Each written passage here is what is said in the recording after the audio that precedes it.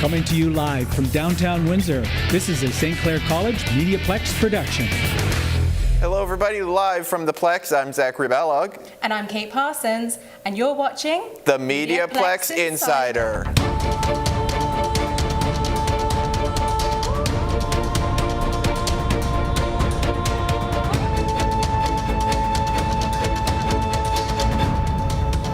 Zach is here with a Did You Know, and today we are tackling Toys R Us. I don't want to grow up, I'm a Toys R Us kid. They got a million toys at Toys R Us that I can play with. It's the late 80s, peak of toy time, and you just walked into a Toys R Us with toys as far as the eye can see. Shelves of stuffed animals, dinosaurs, and Lego, just to name a few. You think it's the greatest toy store on earth, but all great stores must come to an end. Stores like this one. This Toys R Us location right here in Windsor, Ontario opened in 1986 and serviced customers until its closure late last year. Now, when the US version of Toys R Us closed, American shoppers would cross the border in order to shop at this location. All in all, 53 locations closed altogether, and this was due to many different factors such as mounting debt, unpaid rent, and landlords, and lawsuits from suppliers. Unable to recover, the only thing left to do was shut its doors, leaving a store that was once full of toys and pure joy to empty shelves and depressed shoppers. For the MediaPlex and Zach Tech Productions, I'm Zachary Ballog. Live with Luna is a new segment. Let's watch. أهلا ومرحبا بكل متابعين برنامج مباشر مع لونا اللي دائما يأتيكم بكل أسبوع من مدينة وينزر الكندية. هذا البرنامج طبعا هو يسلط الضوء على مواضيع مهمة تهم أبناء جاليتنا العربية. اختاريت يعني حلقة تكون مميزة اليوم، كيف البنت اليوم تدخل بمجال حلاقة، بالأخص حلاقة الرجالي. خلونا هاليوم نحكي ويا رؤى شابة اللي هي عراقية عايشة في فانكوفر، فحبيت اليوم تكون ضيفتي حتى نحكي ويا رؤى، أشوف رؤى حابة مجال حلاقة الرجالي وليش دخلت إلى هذا المجال وشنو الصعوبات اللي تلاقيها بهذا المجال. أهلا وسهلا بك رؤى شابة، نورتينا في برنامج مباشر مع لونا من مدينة وينزر الكندية. أنا رؤى شابة عراقية عايشة بكندا فانكوفر، مثل ما قلتي 3 ساعات الفرق. صار لي فترة بمجال الحلاقة الرجالي تقريبا من 2011. لي هسه بلشت نسائي شوية، بعدين حاولت على الرجالي واستمريت به. تروح بالسنة مرة لو مرتين تريدي تجي يابا تعالي قصي شعرك، لا مو على وجهي بس انت لازم حتى يكون شعرك healthy. صح 100%. ما يعرفون انه هاي لازم كل فترة تنطي له شوية الاطراف. exactly yeah. من غيرتي من النسائي الى الرجالي، يعني شفتي اكو فرق بيناتهم، او مثلا قعدتي في اليوم بالايام بينك وبين نفسك قلت لي مثلا قلتي لو بقي اني عن النسائي احسن او لا؟ لا تعرفين النساء يراد له وقت. النساء يعني الصبغ، تعرفين انت اذا تسوين صبغ يعني هايلايتس 4 ساعات انت راح تستمرين ويا نفس الكلاينتس 100%. ولا رجالي اسهل، هم يجون يعرفون شنو يريدون من تتناقشين شويه وياهم، تقولين لهم يعني انه هذا ما حي يطلع. أنا هاي دائما ببالي إنه يقتنع النساء شوية صعب إنه تقنعيهم بلون الشعر تغييره. يعني أنا من جد أسوي أصباغ شعر لازم أفكر هاني إيش راح أحط حتى ما يطلع 100%. فتعرفين مو أصباغ لهنا بكندا مو مثل العراق. تجيبين صبغ تحطيه يطلع، هنا لازم تفكرين. يعني أنا إذا أفتهم النساء التفكير لازم تسوين الماث براسك إنه حتى يطلع اللون نفسها. فأبد ما يعني أنا هم ما حبيت هالشغلة كلش، الأصباغ والهاية ما يعني أسويها أوكي، بس ما حبيتها. من حاولت على رجالي حبيتها للشغل أكثر من ما إنه أنا بس شغلة دا أشتغلها. تحياتي لكم وشكرا لمارسيلينو اللي كان ويانا اليوم، وإن شاء الله أشوفكم بالأسبوع القادم في حلقة جديدة من مباشر مع لونا. Let's head over to Zach with a look at the weather. So Zach, are these spring-like conditions going to continue? I will have that answer in a minute, Kate, but we begin with some breaking weather news. Wyerton Willie has passed away. He was found dead in his sleep, and it truly will be the last time he ever sees 6 more weeks of winter. On a brighter note, the summer feel is in the air, but that also means we have a chance for storms. That's right, we have a strong storm risk going into tonight into early tomorrow. Expect strong winds and very heavy rainfall. A yellow rainfall warning is issued by Environment Canada for the region. But let's talk about yesterday, shall we? Here is a shot at the Detroit River with the city of Detroit behind it, and it was a perfect day, but I do have to be the polar bear of bad news. All good things must come to an end. Let's take a look at that 3-day forecast, shall we? On Wednesday, 10 degrees with a chance of showers. Mainly through the morning and the afternoon will mainly be dry. Thursday, sunny, but look at that, a high of 6. 7 with a chance of rain and snow. But as we look beyond that, back to seasonal and winter temperatures. Back to you, Kate. Zach likes Lego, that's no surprise, and he also likes to talk. So, what are you building this week?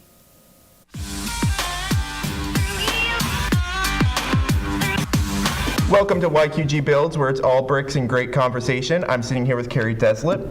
Thank you for having me. And let's start opening these. All right. Because we got some fun sets. I've been building Lego for so long, and I did not even know that there was a little punch hole here. I would be the one who would have to rip open the box, and then they said they had to save the boxes, and I was like, well, I can't save these.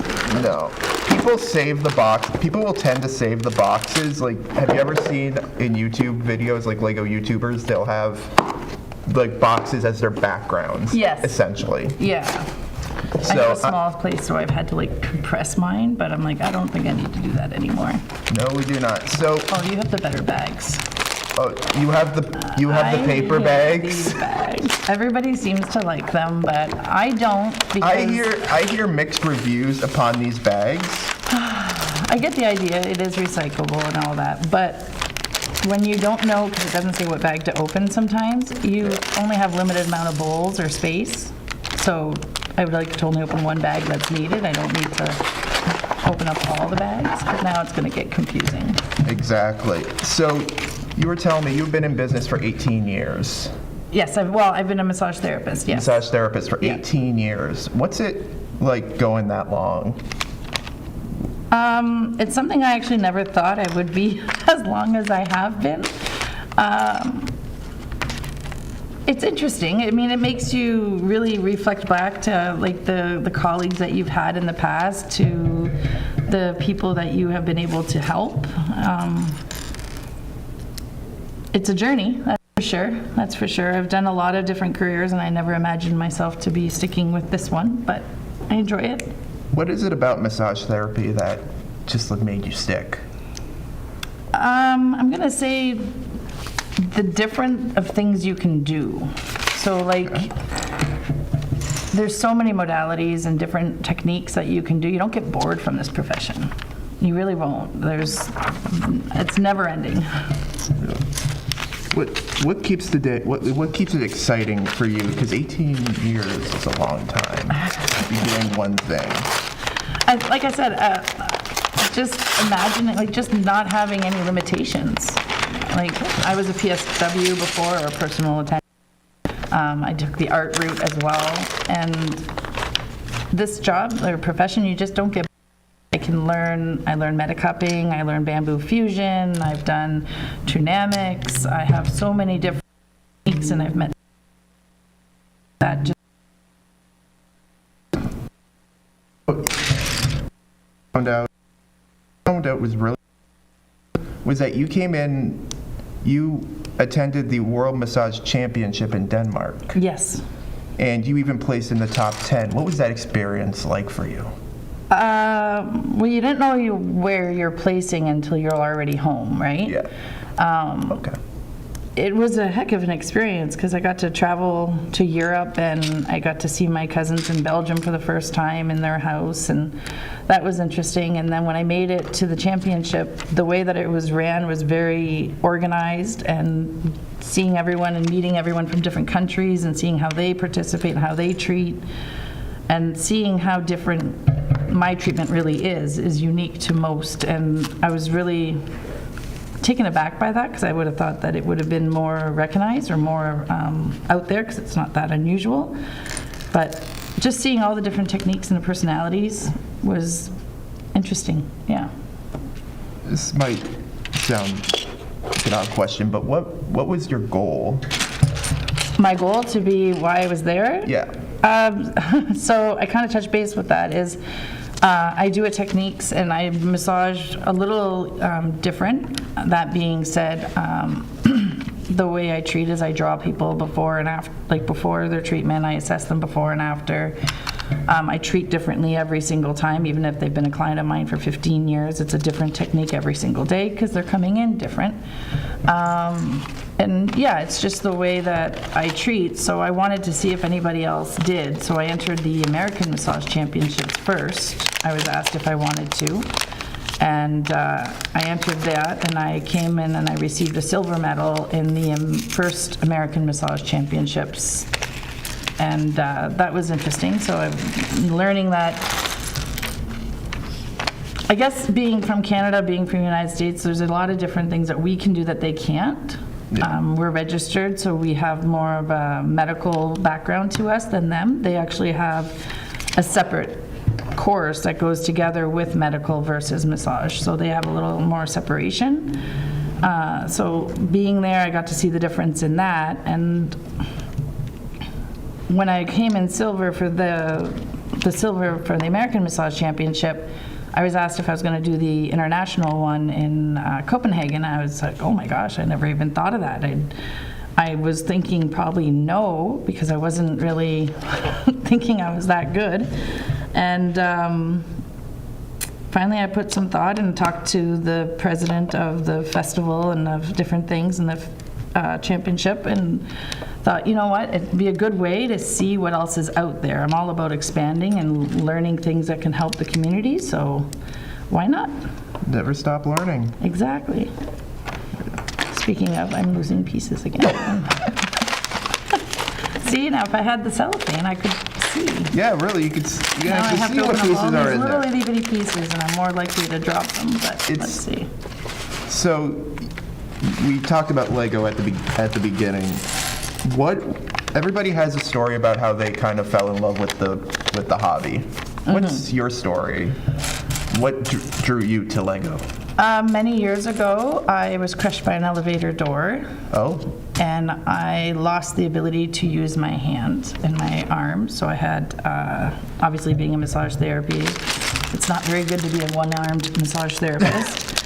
But I was determined to get my strength back and go through OT. So I started playing with Lego to get my dexterity and the, interest, the fine hand movements and get all that going again. So I had to get my grip back, I had to move stuff back, and I realized how important Lego was for me. And that's where I even tell my patients now to play with Lego when they have hand issues or dexterity or even meditative. 2,000 years later. I just want to say thank you so much for coming on. It's been a pleasure. I've been chatting with Carrie Deslip. Make sure you tune in next time to see who I'm building with next. Bye. Bye.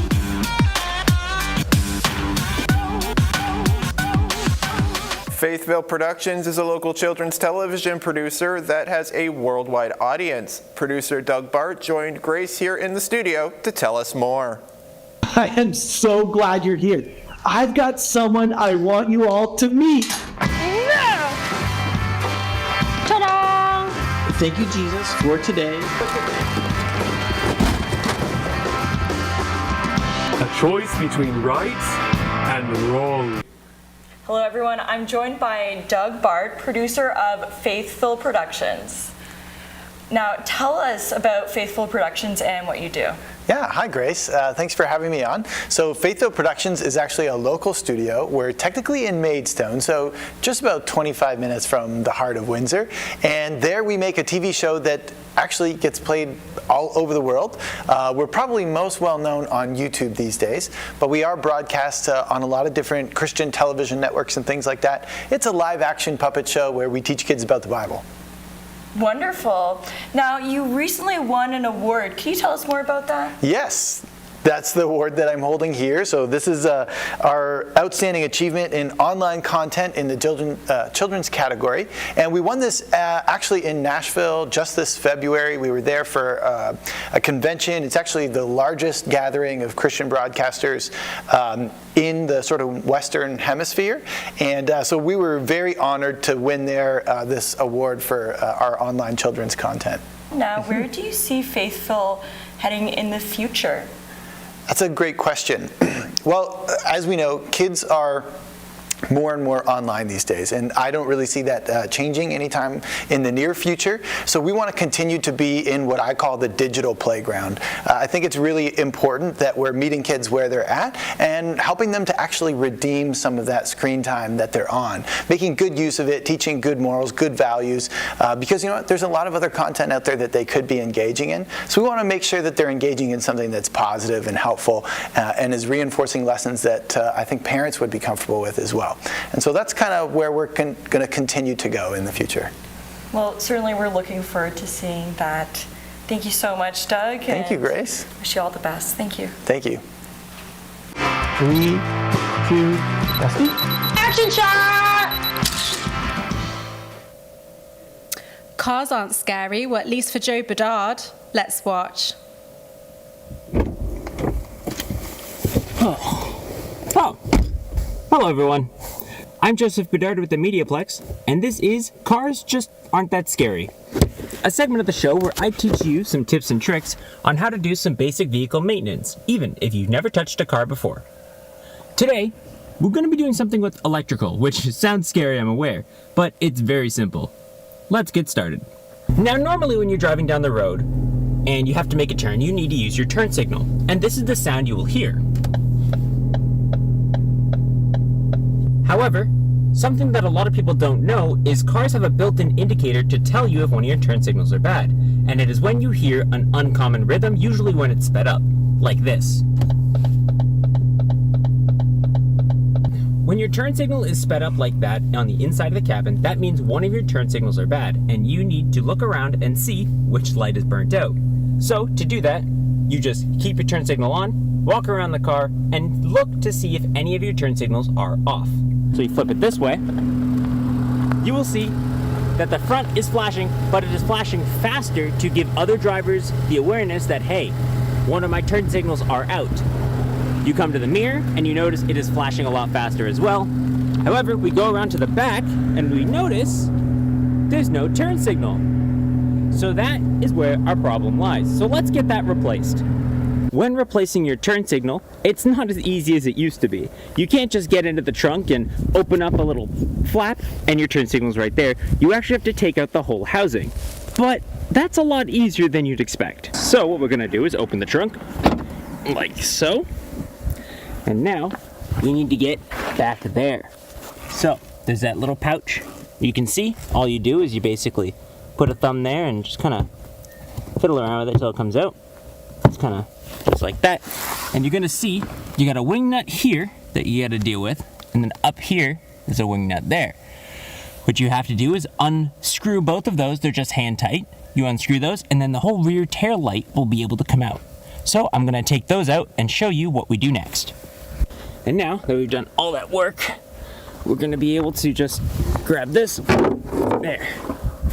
And it did require a little bit of force, but because it does hook in right there as well. Because now that we have the housing out, all we have to do is take out the bulb for the turn signal. Since the turn signal's in the middle, we would take out that socket, which you can kind of see is already taken out. And that's mainly just for the fact that I needed to simulate a broken turn signal bulb. So you would take that out, grab the bulb, pull it slowly and carefully, and then you're going to put a new bulb in. So this is my original bulb. To be able to double check that you have the right bulb, you're going to look at the bottom there and you see where it says SYL 12 volt, that is Silvana 12 volt, the brand, 3757 AK. You're going to try to get a bulb that has that number. You don't want to go over 12 volts, you don't want to get the wrong bulb because the bulb can actually melt the plastic that it's in if you get the wrong one. So all I'm doing is putting the new bulb into the socket. With gloves, I'm carefully pressing the bulb down until I hear a click. Now that's clicked into place. Now that the bulb is clicked into place, all we have to do is put it into that socket. You'll see a couple plastic notches here. Those will just line up with that and you will twist. Now, all that is required is putting the socket into the housing slot and twisting it until it locks into place. Usually it doesn't take this much time, however, I was just trying to be gentle and not break the bulb. Now that your bulb is back in its socket, it is pushed into the housing and locked in place. All you have to do is put the housing back in its place and put the wing nuts back on the studs. Alrighty, so the taillight's back in. If you grab it and shake it, it ain't going anywhere. So now we're gonna go back in the car, start it up, test the turn signal, see if it's still making the really quick flash, and just come back here and make sure it's blinking properly. Alright, so signal right. We know that side didn't have a problem, so that's the rhythm it's supposed to be at. And now we go left side. Seems to be the same rhythm. Let's go double check and make sure that that is blinking the correct amount. So we go to the front, blinking like normal. Look at the mirror, blinking like normal. And we come to the back, and we can see it is now blinking like normal.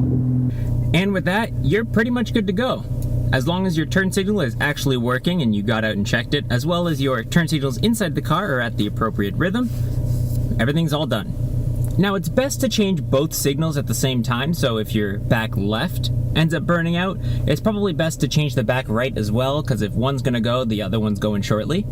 But that's not exactly mandatory. You can wait for it to burn out and then just replace it again.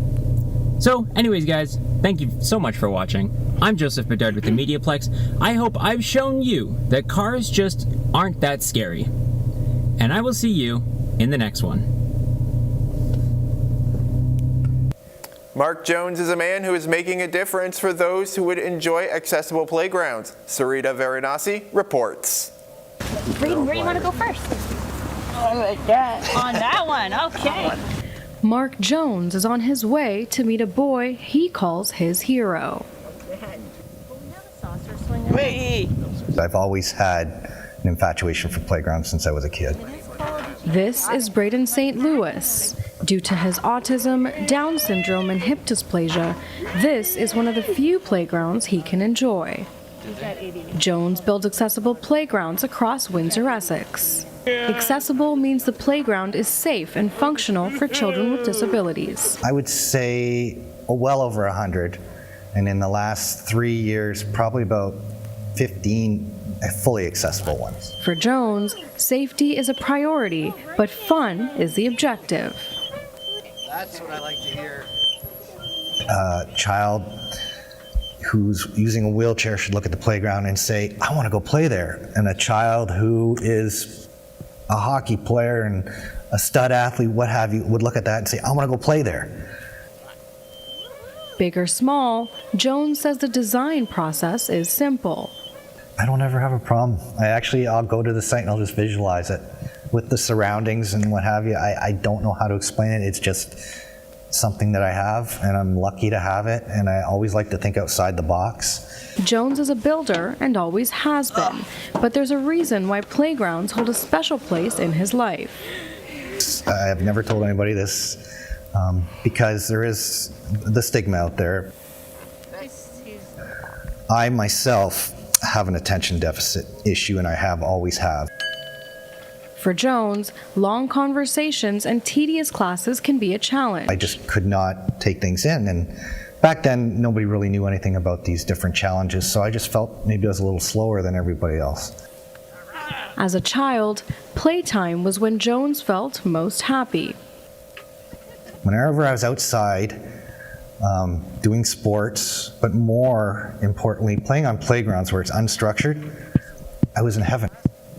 Twyla St. Louis is Braden's mother and says her son's progress on the playground surprised her. We've been told that, he wasn't going to walk again, and you can see all the things that he's actually doing, and it actually challenges him more to do more things because there's so much to explore.